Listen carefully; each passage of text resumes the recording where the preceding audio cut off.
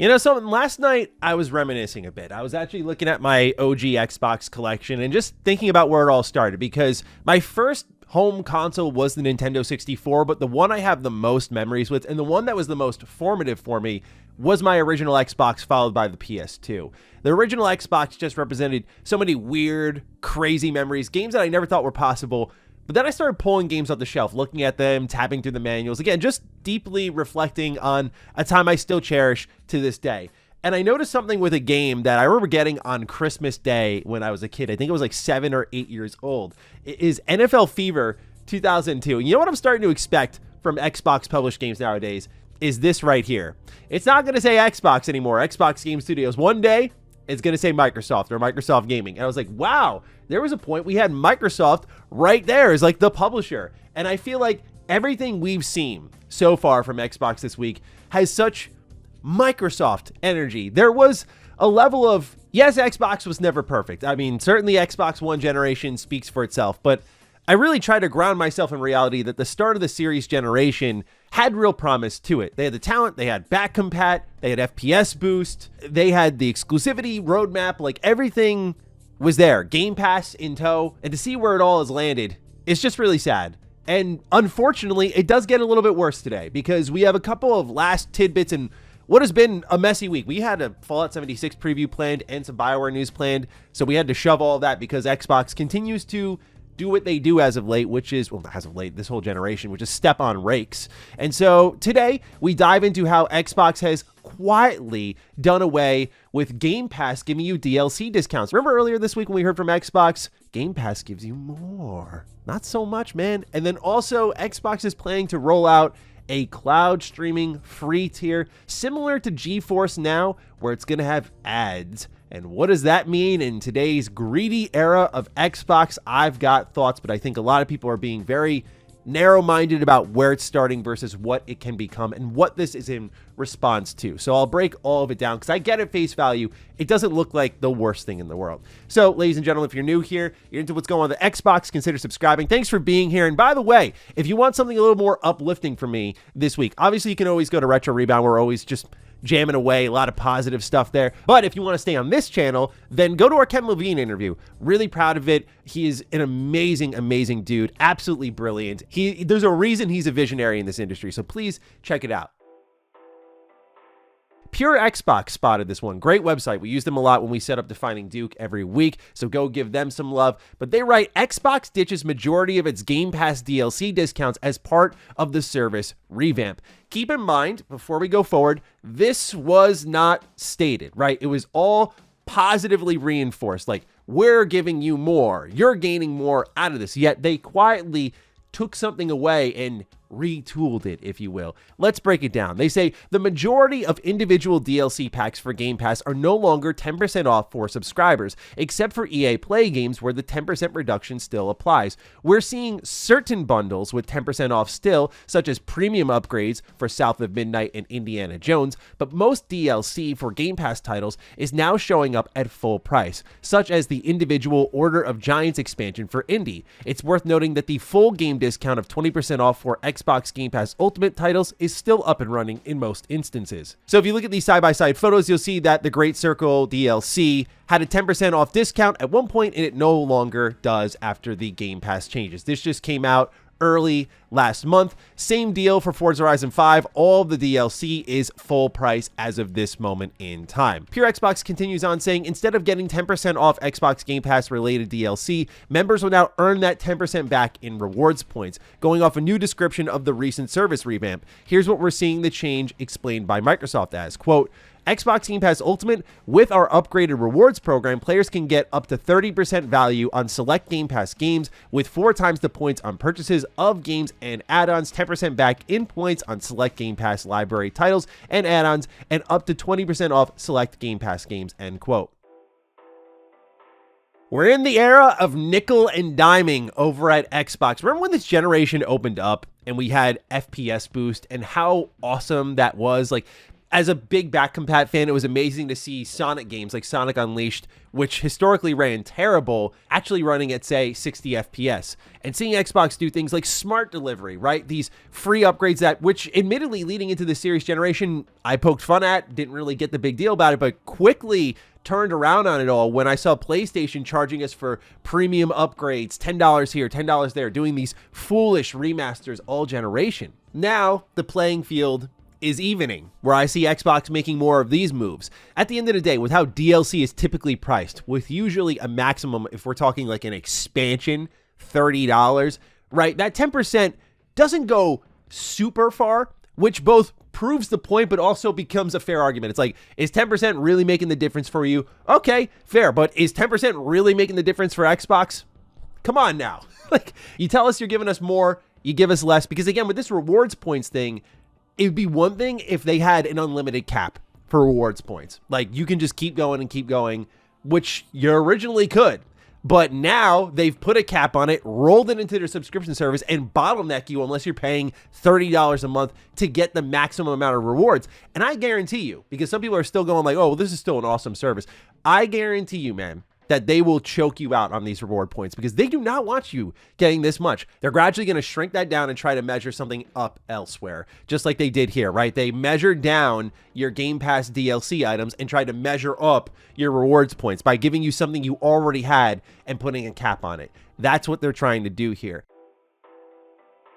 And that's what I think is going to happen with game streaming. Now, this has been in the rumor mill for a while. Xbox has this whole cloud gaming initiative. It was in beta up until just this week where they pulled the label off of it. But years before, they've been floating around this idea, as first documented by Tweaktown, of Xbox cloud streaming with ads. Since then, we have seen other cloud streaming competitors do a similar thing, such as GeForce Now. When you load it up, if you're using the free tier, you get a 2-minute ad, then you can play.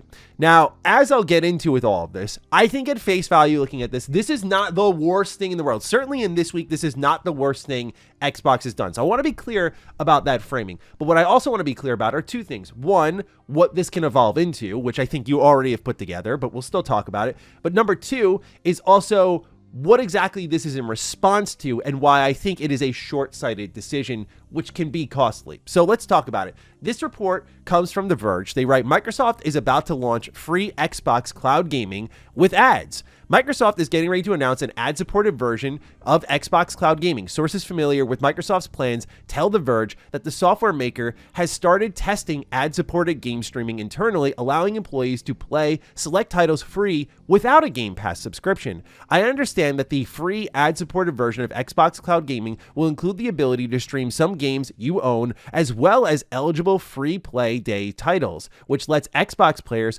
try games over a weekend. You'll also be able to stream Xbox Retro Classic games. Sources tell me that internal testing includes around 2 minutes of pre-roll ads before a game is available to stream for free through Xbox Cloud Gaming.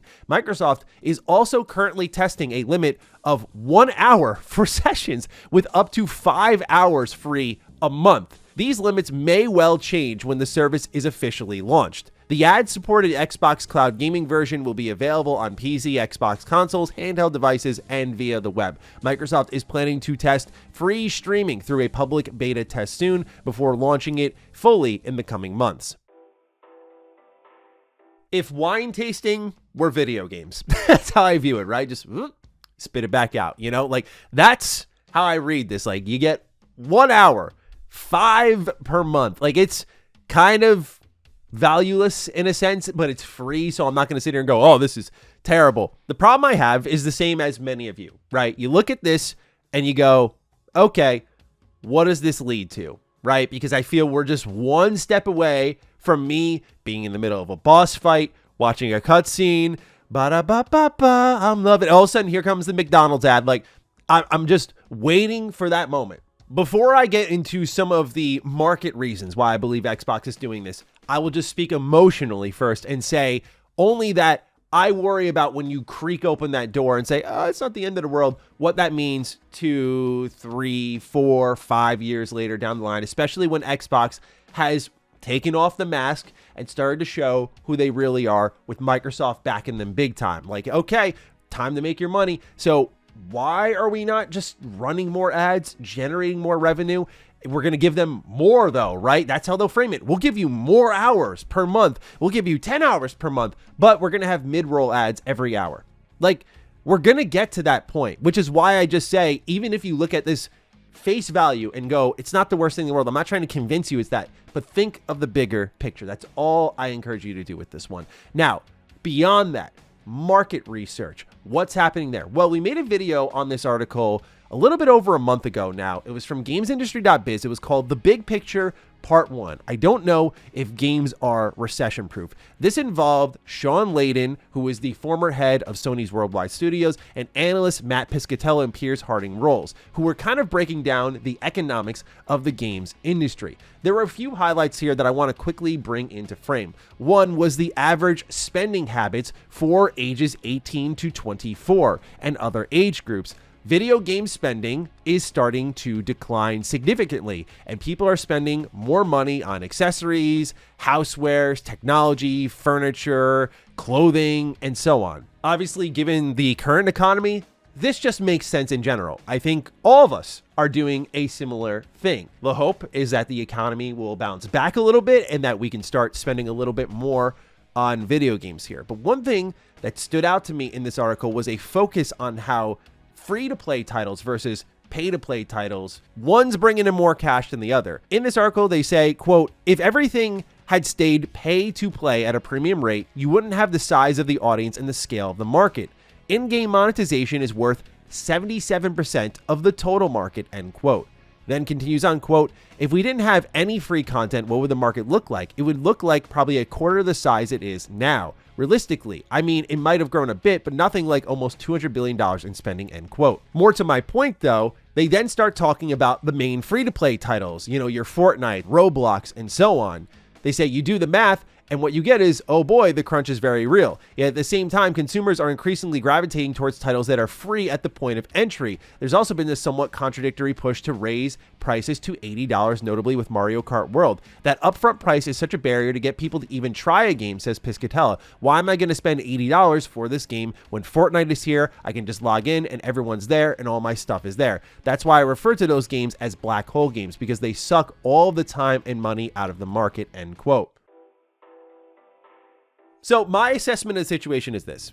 Xbox is looking at what my lovely co-host and Defining Duke, Lord Cognito, calls the Sinister Six. They're looking at your Fortnite, your Minecraft, your Roblox, these black hole video games that suck everyone away from everything else, and they're trying to find ways to get people into the premium games that you, myself, and I imagine most of the audience watching this video do spend our time playing. You know, your Dragon's Dogma, you know, your Elder Scrolls 4 Oblivion, like these bigger single-player titles. How do you get them in when spending habits are changing? How do you get them in when you and I grew up on like Game Boy Color, Game Boy Advance, NES, SNES? We're spending money on video games, but this generation now pulls out their phone, downloads Angry Birds, and they're like, video games. I'm like, you're out of your damn mind. Someone's got to teach this kid a lesson. But nonetheless, that's like when I'm on the train going to New York City, like I see kids grinding games on their iPad and they look awful, but that is gaming to them. They don't know spending money on video games. And so what the market is trying to do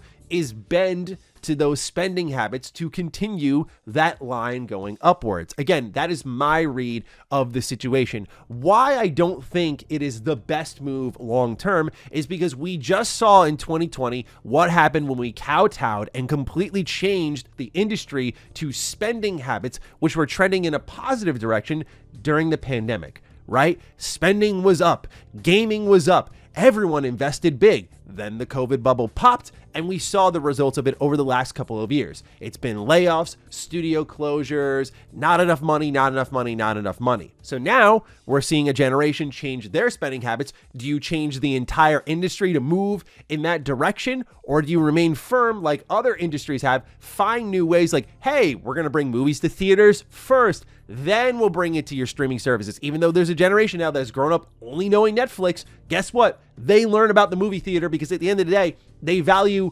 the movie and they'll go out of their way to see the movie if they really care about it. So it definitely is one of those situations where I see a strong reaction to something that may not stick. especially in this year where we're seeing spending habits drastically change. I get having to make adjustments, but that's where I say, again, if you're the multi-trillion-dollar company, you move for the consumer to make things easier for them. You get that goodwill. You get them invested in your product. You don't go, oh, things are tough for you now. Everything's more expensive now and less discounts, even in the smallest of areas. So that's kind of my read of the situation. I understand if people look at the free-to-play model of cloud gaming and go, not the biggest deal in the world. We've had this with GeForce Now for over a year. I don't get the problem. I get that. To many people, it would look like senseless negativity. But I think you should think of the bigger picture, what it can lead to, what it's in response to, those sorts of things. It doesn't mean I'm 10 out of 10 right, but I think there's a strong case to at least consider that angle of things, that we are dramatically changing and monetizing a art form. Right? Remember what this is. People got into gaming because it's fun, and it became art. It became stories. It became expression. It became much bigger than what it originally was, which to many was a toy. Now we're seeing big name investors come in, like we'll talk about in a few days with EA, and trying to wring you dry for everything you've got. Like, that's what it's turning into, because gaming makes a lot of money. But there's a reason it makes a lot of money, and it's because people have fun with it. And when you're killing the fun factor, I think you're killing your bag too. Just my 2 cents on it all. But ladies and gentlemen, thank you for being here. Thanks for bearing through an unexpectedly critical week of Xbox. You know, like, did not expect our week to go this way. Like I mentioned, we had a Fallout 76 preview ready to go, BioWare news ready to go. We were going to talk about that. We're still going to talk about that. It's still going to come out, but like, definitely had to delay those plans with everything happening. So thanks for being here. Appreciate you all immensely. Be sure to check out the Ken Levine interview. Otherwise, though, take excellent care of yourselves. Have a great weekend, and I will see you next week. Stay sexy, stay active. I love you all. Peace.